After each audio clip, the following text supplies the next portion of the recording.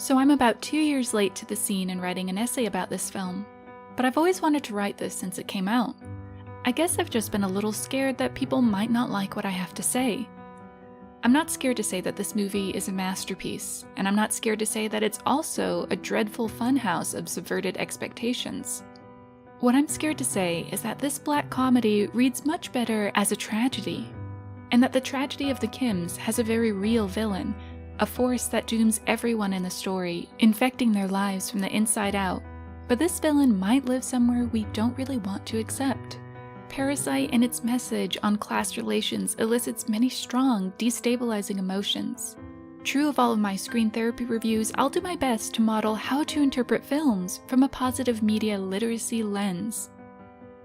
My writing is informed by positive media psychology techniques that can be used to take impactful films, games, or other media we come across and use them mindfully as tools for self-discovery and self-improvement. So, in short, my aim with this review, like all my other reviews, is to do more than just talk about the film's artistry or how well written or well directed it is, but to go a step further and make it useful for us in a practical way. I'll explore what we can learn from this powerful story that can actually help us understand ourselves and the world around us a little better. First, I'll need to lay out an argument about media psychology to get us started. This review assumes that you've already seen the movie, and so I'm going to start spoiling it right away. The ending of this film is tragic, but when I say it's tragic, I'm arguing that this film, although it's categorized as a black comedy, reads much closer to a classic tragedy with a capital T. Tragic plots, as summarized by media psychologists C. Scott Rigby and Richard Ryan, entail conflicts between extrinsic goals for power or wealth and intrinsic moral or pro-social pursuits. In tragic narratives, there's a desire to achieve a specific goal that's often pursued as a non-autonomous or obsessive passion. And of course, tragedies almost always result in the downfall of our lead protagonists, usually just as they acquire or are about to acquire what they always wanted. And many tragedies like Oedipus Rex feature relatable and underdog protagonists who commit some terrible crime without realizing the depth of what they're doing. As the protagonist realizes their error, their world and accomplishments crumble around them. Through hubris, they realize they've overstretched themselves and crash, like Icarus, back down to Earth. We see each of these themes played out to a T with the Kim family. They find incredible opportunities to fulfill goals for wealth, dignity, respect, and status. They're willing to overlook some moral codes and even forsake compassionate attitudes to maintain what they've accumulated. And like a true tragedy written by Sophocles or Euripides, these characters still remain highly relatable. No matter what they do, knowingly or unknowingly, we want them to succeed. We want them to stay safe and to get their happy ending. And so regardless of what crimes our protagonists commit, we're enraged, horrified, overcome with pity or terror when we see their demise. According to Aristotle, this was the purpose of tragedy. He argued that tragedies receive so much attention and acclaim because they purge us of our petty concerns and worries, and that we can experience the cathartic release of pity and fear. Since ancient times, many scholars maintain that tragic theater has served therapeutic cathartic functions like this. But I'll take into account modern research on why we love tragedies and what makes them psychologically helpful to us. But first, let's figure out what caused their tragedy.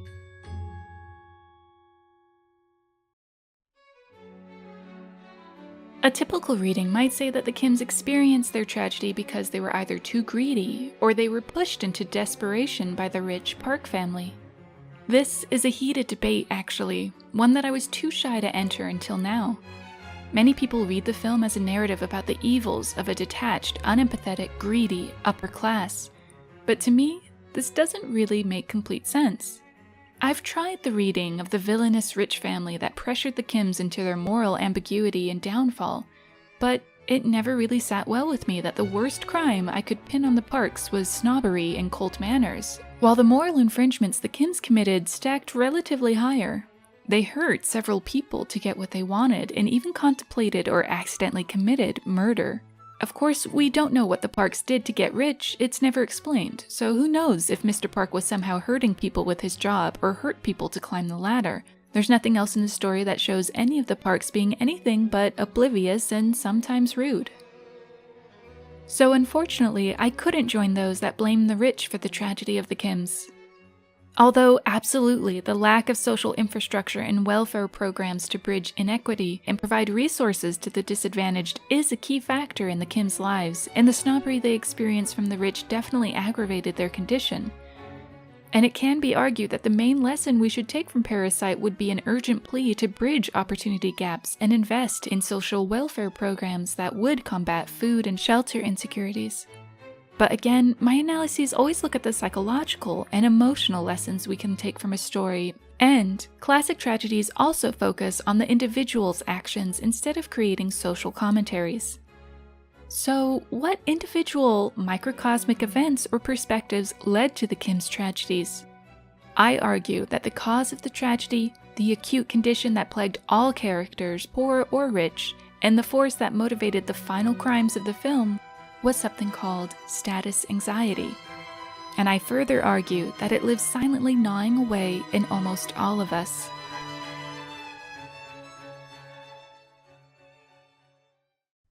Status anxiety is a term coined by philosopher Alain de Botton. It's one of his most helpful insights. Status anxiety is the anxiety concerned with our status in society, how we're seen, judged, and valued based on our occupation, wealth, or how many nice things we own. It's that panic we experience when someone asks us, "So, what do you do?" And we suddenly feel self-conscious that our answer won't persuade the person asking us to understand just how worthwhile and valuable we are as a person, even though we're not a high-level executive with a complicated title. It's the all-motivating fear that we don't have enough status to earn dignity or respect from others. Status anxiety makes it feel like a tall order to hope that the person who asks us what we do for a living should still be interested in us as a friend, or even as a human being if we say we fold pizza boxes, or, God forbid, that we're unemployed. Status anxiety runs deep in highly individualistic, meritocratic societies, where our worth is routinely measured by the status of our jobs, our wealth, our possessions, our style, and our reputation with others of high status. If you struggle with status anxiety, you might recognize some of these behaviors in yourself. When you have to explain your job, you get nervous that they'll think less of you because of it. You also sometimes might subconsciously think less of someone else because of their job. You're scared that if people know how little money you make or have, that they'll judge you for it. You routinely buy as many status symbol items like new cars or accessories as possible because the idea of others seeing you with those things is comforting. It helps you feel like you could be accepted and respected by others. Not being up to date with your accessories might even be a source of stress for you. You sometimes lie awake at night scared of how little you have on your resume or how few accomplishments you have compared to others on social media. You might even put yourself down and think badly about yourself because of a lack of high status. There are a few misconceptions to avoid. First, this is not a commentary on South Korean culture or society in general. I'm not an expert in the social norms or culture of South Korea, but status anxiety is found all over the world. It's just particularly found in societies that value high levels of individualistic competition or projects itself as a meritocratic society with social mobility that's earned through hard work. As an American, status anxiety manifests itself in my society in a way that seems very similar to what I saw in Parasite, and that's all I can speak to. Status anxiety isn't about materialism or greed. I'm not interested in demonizing those who struggle with this anxiety. I mean, I've had my battles with it as well. This form of anxiety is easy to look down on as being shallow or greedy, but it's actually not about the material goods. It's really just about the poignant fear of not being seen, understood, respected, or treated with kindness the way any human should be, simply because you've not earned enough status to unlock those heavily guarded privileges from others, or, even deeper, to unlock that kindness and respect from yourself for yourself. Status anxiety is not simply a tool of oppression from the rich onto the poor. However, the rich are not the only ones who enforce these boundaries of status. We all have done our part. We've all learned and been trained by those older than us to judge others based on their job or their income or wealth. But before we feel guilty about this, we need to recognize that this is how we were raised, and it's very hard to be mindful of something that was instilled in us at such a young age. And Additionally, we also need to know that we often police ourselves the most about what we think we deserve and what we don't deserve, based on how successful we feel compared to others. All in all, status anxiety is completely unhelpful, not only because it can steal decades of our life as we compete in a rat race for more wealth and resources in exchange for status to exchange again for dignity, but because status anxiety actually pits us against ourselves and each other. In a world obsessed with status, there's only one right way to live, and that is to have high status. But it's impossible for everyone to have high status because then there would be no one beneath them to compare themselves to. In meritocratic societies, the rich are quietly assumed to be more important, impressive, and worthy of our admiration, respect, and kindness. Anyone who thinks otherwise is assumed to be jealous or bitter. In these same societies, those who are poor are usually seen as lazy or unintelligent and must have, in some way, quote, chosen to become poor. And this feeds the status-anxious narrative that the underprivileged deserve to be ignored, disrespected, and partitioned from the rich because their very existence is a shortcoming. But thinking about this, we know on some level it isn't right, fair, or logical. Someone, no matter how smart, hardworking, or kind they are, will always have to be on the bottom. As a side note, the theme of status anxiety actually ties in very well with the main themes of Bong Joon-ho's Snowpiercer and its allegory about social stratification, and how inequality supposedly serves a purpose in placing everyone with a specific function to feed those above them. But I just want to focus on Parasite for now. These ideas from status anxiety are so well ingrained in our minds, it's hard to find the roots of how deeply they reach. Even after learning about this concept, we might not be aware of just how detrimental this kind of anxiety is on our own sense of self-worth and mental well-being. I argue that Parasite is a tragedy because it's a portrait of just how malignant and destructive this form of anxiety can be.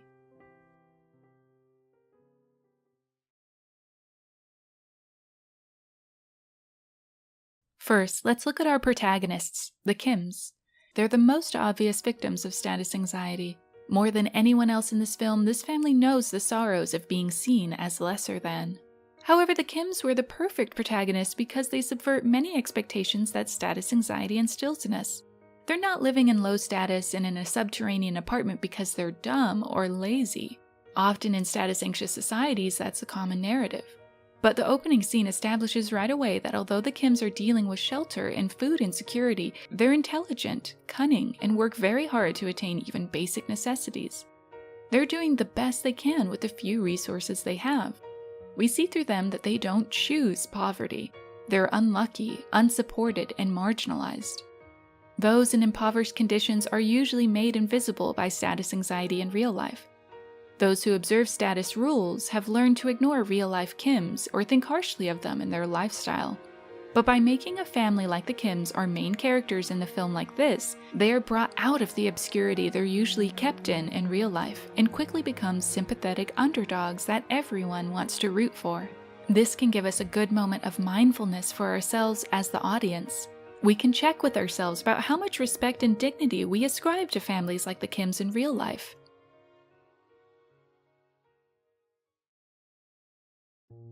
Ki-woo is our central figure for the Kim family, and he is the one who sparks their tragic journey. He's, in a way, patient zero of the rampant status anxiety that plagues his family in the second half of the film. In the beginning, his family had seemed more or less concerned with simply surviving their day-to-day life. They would celebrate small victories and appreciate what they did have. But this all starts to change when Min, Ki-woo's friend, gifts them a viewing stone. In that moment, Ki-taek seems happy for the kind gift, and Ki-woo's mother, Chung-suk, is more concerned with practicalities over ideas of status and says that she would have preferred food. But the stone becomes a source of inspiration and eventually obsession about status and social mobility for Ki-woo. As the family makes their way into the Park's home, Ki-woo enjoys the fineries of the Park's home and his new income, and he does climb to higher status with his eyes set on marrying into the Park family as a way of taking the elevator up the social ladder. But toward the end of the film, we see what truly haunts him. When faced with the decision to either cut his losses and run, or solidify his ascension in status, he takes a moment to think about what he really wants. It's not the house, not the rich wife, those aren't the things that motivate his decision to attempt murder. It was this moment when he considered whether he could ever fit in with these shiny, comfortable, happy, rich families. That is, after all, what is at the end of our status anxiety. Our concerns that we're being left out or overlooked. Our concern that a lack in status means that we're less deserving of comfort, happiness, or community. Before leaving this analysis of Ki-woo, I want to rewind a second to this scene. This is the scene where Ki-woo confronts a drunk man relieving himself next to their home. It's a scene that confused me on my first watch. I had wondered why it was included. Sure, it was a moment of levity and silliness, but I wasn't sure what it was contributing to the movie as a whole. It didn't make sense to me until I applied my analysis of status anxiety to the film. In this moment, I don't think it's a coincidence that Ki-woo's choice of weapon to ward off the disrespect and humiliation of having your home peed on is the viewing stone. It also isn't a coincidence that at the start of the film, Ki-woo had been ridiculed for not having the same vigor as his wealthy friend to scare the drunk man away from peeing on their home. This second scene is halfway through the film, and after getting into the park's good graces, Ki-woo insists on fighting back now. In a way, this moment symbolizes Ki-woo's growing confidence that his imminent ascent in social status earns him the right to enforce respect from others in a way he or his family hadn't asserted before because he and they finally deserve better. While I'm not one to defend the attack of even a rude drunk man with a bludgeoning object, I argue that Ki-woo's status anxiety is what made him ever believe that he had to wait until he accumulated more status before allowing himself the confidence or self-worth to assert boundaries and even basic respect from others. Kim Ki-taek is another vehicle for status anxiety and how it eats away at our sense of identity and self-worth. The symbol of status anxiety in his journey was smell. Bong Joon-ho used smell as a symbol because it's something that would realistically be noticed when these two families meet. Throughout the film, the smell of characters becomes a signifier of their status. The poor smell strangely, and the rich have no mentionable scent. They are simply the normative, the default, the expected. The device of smell being connected to status is very realistic. Anyone who has struggled with housing or utility insecurity would understand the high anxiety around being seen and judged as unclean or lesser than when interacting with more privileged people. This motif also comes to a peak in the final scenes of the film. While there is something to say about all members of the Kim family, I will just take one last moment to talk about the mother. Jung-suk was a character written to be very practical and assertive. Her athletic prowess was actually written in to undermine Ki-taek's status as the husband as well, but I don't want to wade into the analysis of gender norms here. Instead, I just want to focus on one specific moment during the night of the storm for Jung-suk that changed the fate of every character in the film. Arguably, it was the first domino to fall to spark the rising conflicts of the conclusion, and I argue it was pushed by status anxiety. It was noted by some essayists that a sharp departure in the message from Bong Joon-ho's Snowpiercer is that the underprivileged in Parasite don't share a sense of camaraderie. In Snowpiercer, those from the back cars work together to move forward. Here, it plays out very differently. When we discover the secret about the hidden bunker under the house, Moon-gwang, the previous housekeeper, tries to relate to Jung-suk, saying we're not so different. In Snowpiercer, those from the back cars recognize their similar suffering and banded together. Jung-suk might have seen the similarities and understood that they really aren't very different in their struggles and deceptions. Yes, living under the house was particularly strange, but after all, they both had been lying to the parks in significant ways to pull themselves out of poor living conditions.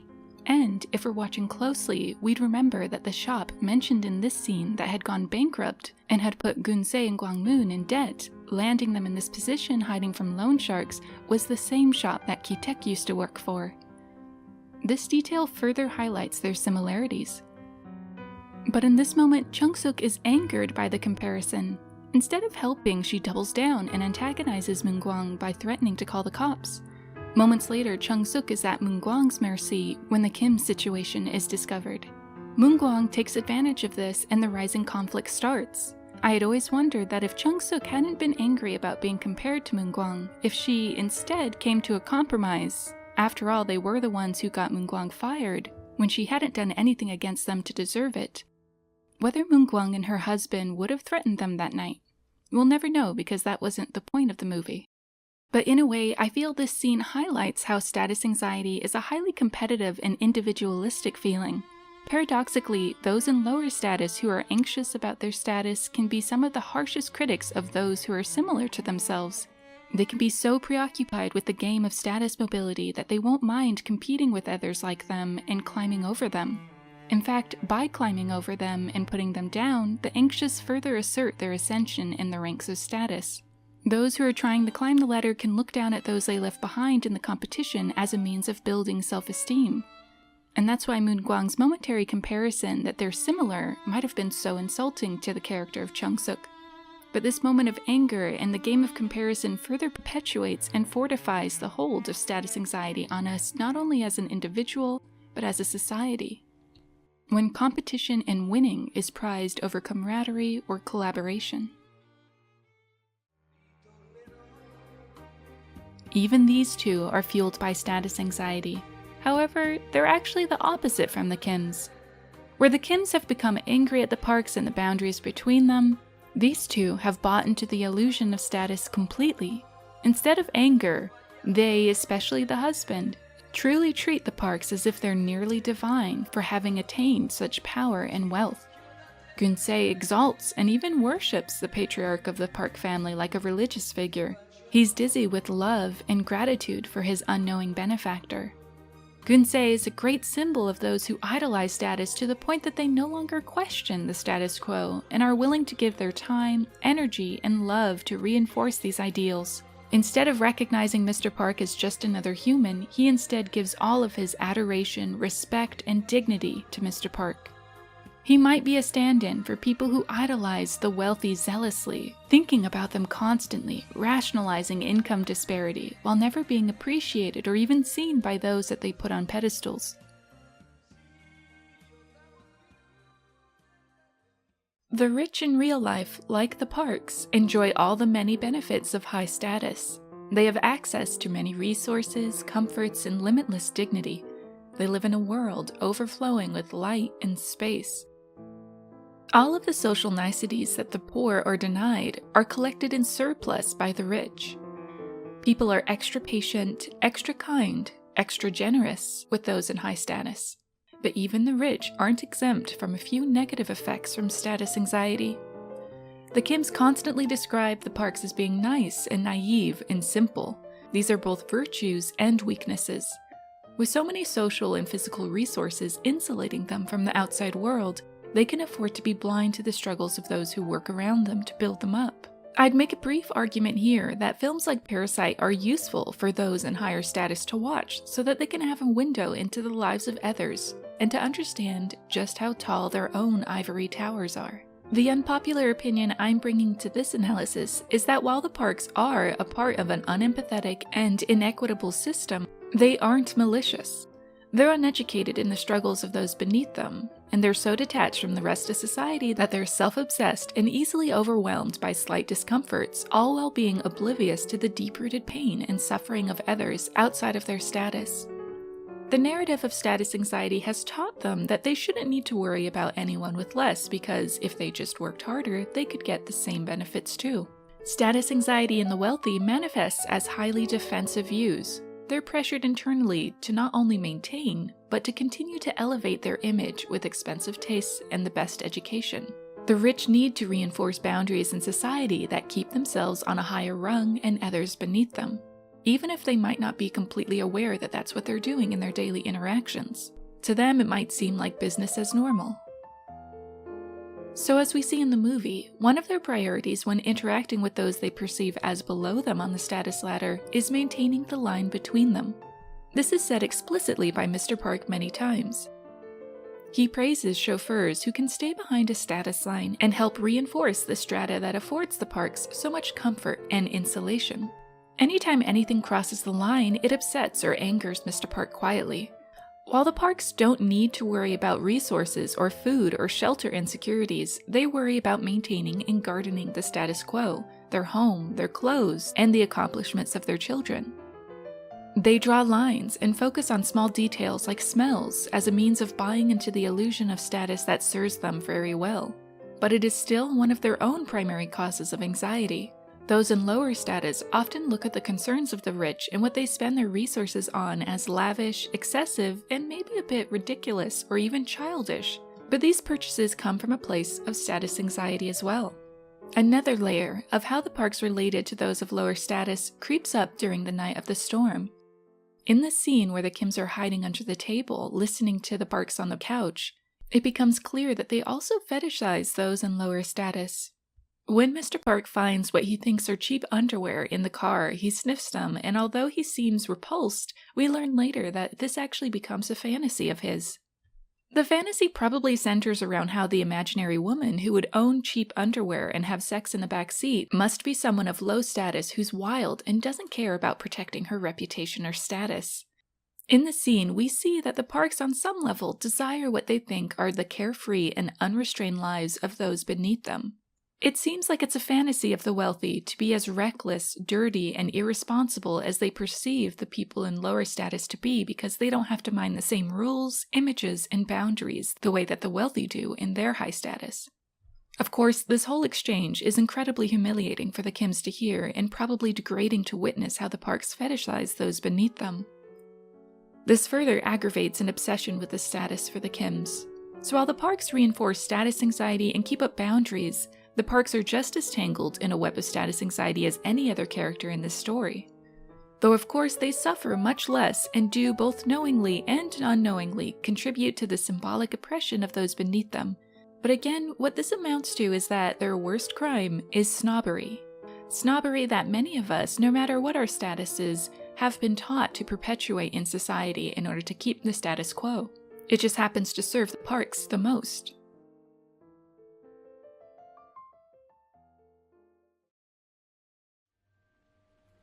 The beginning of the end is when the Kims' family home is flooded. The night of the storm is where they're confronted with the juxtaposition of what their dreams are, what they wish they had, and what their true condition is. Only hours previously, they were experiencing some of the niceties that the Parks experience every day. Forced to escape in secret, they come home to find what little comforts and possessions that they had are now being jeopardized. But most significantly, what Kiwoo finds in his flooded home is the viewing stone again. It seems to bubble up to the surface, although it must be very heavy. Finding it in this condition without its base and among the remains of his home seems to aggravate something inside of him. The stone is a symbol of his obsession with status, and finding it while at one of the lowest points in the story tells us exactly how his character is changing. Instead of focusing on the imminent danger of himself, his family, or what to do to get through the night, Kiwoo instead fixates on protecting their chance for social mobility. He clings to the stone all night, talking about it with his father. The next day, we learn what plans had been hatching from Kiwoo's desperation and trauma. We get one more insight into Kiwoo's mind before the final confrontation. And as I touched on before, this lets us see that his real fear is not that he might never be rich, but that he might never attain the dignity, respect, and inclusion he covets from the wealthy. In an effort to keep himself close to attaining those things, Kiwoo takes the viewing stone downstairs. Although he could have used any blunt object around him, his choice of weapon was symbolic. The object that symbolizes his obsession with status became his tool to dehumanize and destroy others for his own gain. Ultimately, in one of the most tragic turns, this symbol of social mobility is used against Kiwoo by a man beneath him to rob him of some of his cognitive and emotional talents he had hoped to use to ascend the ranks of society. And at the same exact time, Ki-Tek, on the other hand, is coming to his own realizations. Up till the day of the party, you can tell Ki-Tek had been trying his hardest to humanize the Kims throughout the film by asking personal questions, commenting on their relationships, and trying to reconceptualize them not as snobby rich people or deities, but as people similar to himself and his family. One of the worst things that status anxiety robs us of is the ability to conceive of others as being equal to ourselves. Ki-Tek throughout the film was trying his best to find the equality between himself and the Park family, to find the common humanity between them that wasn't changed or altered by status. But just as Chung-Suk was angered by Moon Gwang's attempt to cross a certain line of status between herself and the Kims, In this moment during the birthday party, Mr. Kim, dizzy with the trauma of the night before, makes one last attempt at trying to find the common humanity between himself and Mr. Park by making a remark on Mr. Park's relationship. Mr. Park becomes visibly angry that Mr. Kim would try to cross this line.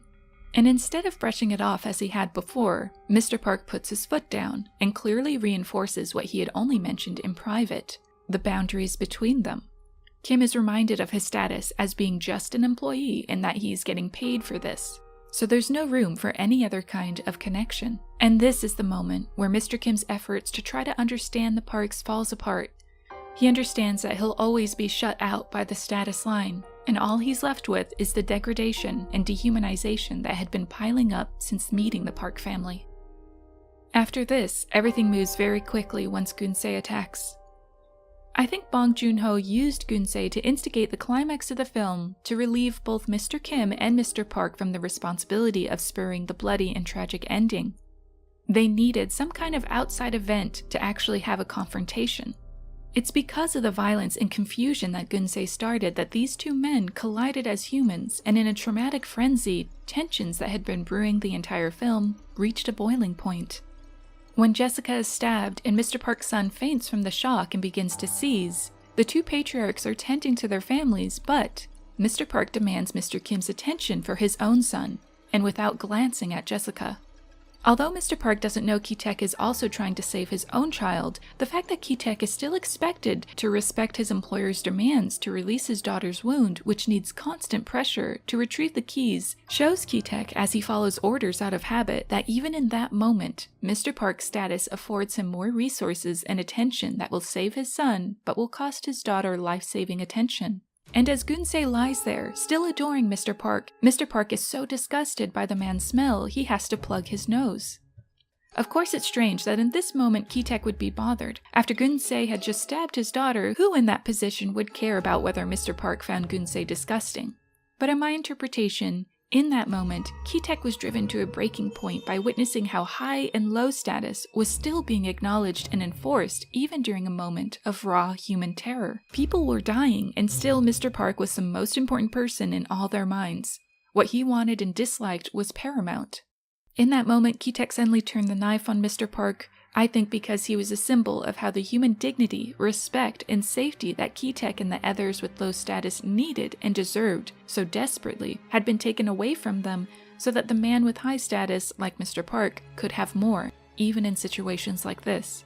In the end, all of the emotional violence in this film was instigated by the deep anxiety and frustration around status and its grip on access to human dignity, which has become in this mindset a non-renewable and rare resource that only the rich deserve and dole out, leaving people on the lower rungs trapped in the position to be loathed or ignored by those above them, those around them, and even themselves. For my final points, I want to talk about what we can learn from Parasite.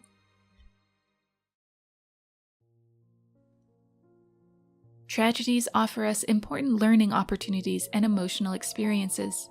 In the essay Meaningful Entertainment and an Introduction to Positive Media Psychology, you'll find some corrective language that explains that although tragedies are so popular, we don't necessarily psychologically enjoy tragedies.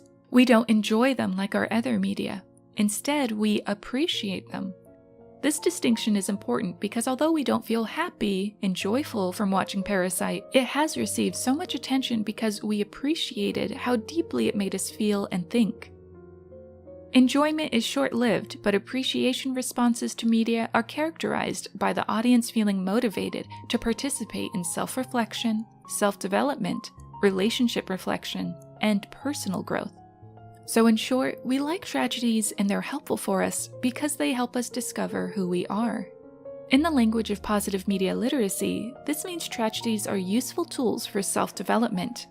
Watching a film like Parasite, beautiful, mesmerizing, and painful, can wake us up to considering in what ways we're directing our lives towards similarly unhelpful destinations, and what emotional revelations we might need to pursue in order to prevent having the same obsessions and motivations that led these characters to their tragedy.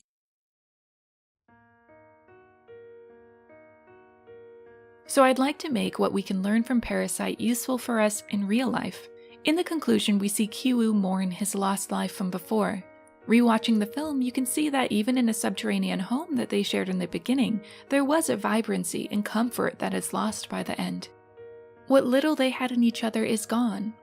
And Kiwoo wishes again to become rich, but now his fantasy isn't to use money to accumulate status, but to simply be reunited with his father. We don't know if Kiwoo will achieve his goals. The director has hinted that he won't, reminding us that for all the time and obsession we give to social mobility, it really is very difficult to attain. But if we look at Parasite as a cautionary tale about status anxiety, we can learn a little bit about how to lead more fulfilling lives.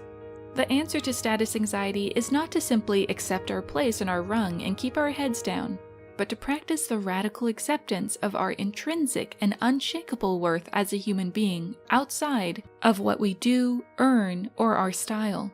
Removing ourselves from this unfair narrative will not only help us leave the rat race, but can strengthen our sense of community and connection with others, since we would no longer feel like we have to compete with others in order to get on top. Little by little, we can remind ourselves that our bank accounts are not a faithful indicator of our character, no matter how little or how much we have in there. If we can become indifferent to our status, we can focus on how to live more mindfully, gratefully, and with more joy. Like Kiwoo placing the viewing stone back into the river, we can realize that the meaning behind the stone, its symbol of status and importance, was just an illusion.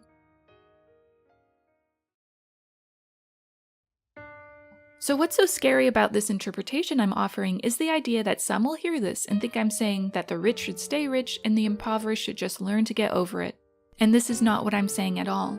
Living with food, shelter, and utility insecurities is a reality for millions of people, and everyone, regardless of their status, should have access to resources that will help them fulfill their basic needs. And there should definitely be systemic changes driven by the everyday citizen like ourselves to appeal to local governments to provide more care for the underprivileged. There is real change that's needed. But what I'm trying to address is the emotional and psychological well-being of everyone struggling with status anxiety in all rungs of society. I do believe that social mobility can be a worthwhile pursuit, and we can still work hard to do our best to gain more comforts in life, even if it's an uphill and inequitable battle for many. But my message is that we also need to mentally budget for the fact that we live in societies riddled with status obsession and prejudice against the underprivileged. We can't rely on societies riddled with status anxiety to respect us as we should be respected, but we can work to develop a strong sense of self-respect and self-worth regardless of our jobs or bank balances. And we can guard ourselves against making high status a prerequisite for our self-compassion or our own happiness. We can learn to shrug off the invisible boundaries and smells that the rich talk about, and we can ignore the inner voices trained to tell us that we need to accomplish more in order to earn or be worthy of admiration from ourselves or others. And if we're in the higher rungs of society, we can learn to not look down on others and to maybe not enforce the boundaries on others in order to protect a status quo that does nothing but harm society. In the end, the tragedy of Parasite reminds us that the system is inherently unfair and that there is an undercurrent of status anxiety we all feel that feeds the imaginary and hurtful boundaries of status and human dignity. We're reminded to, of course, take action in our lives and take care of ourselves and our loved ones, and to help those struggling as the Kims are, but we can also use this film as a reminder to soothe our status anxiety once in a while, so that it doesn't motivate us into abandoning our integrity or self-compassion. Taking inspiration from the tragedy of the Kims, we can place our own viewing stones back into the river and remember what truly matters in life.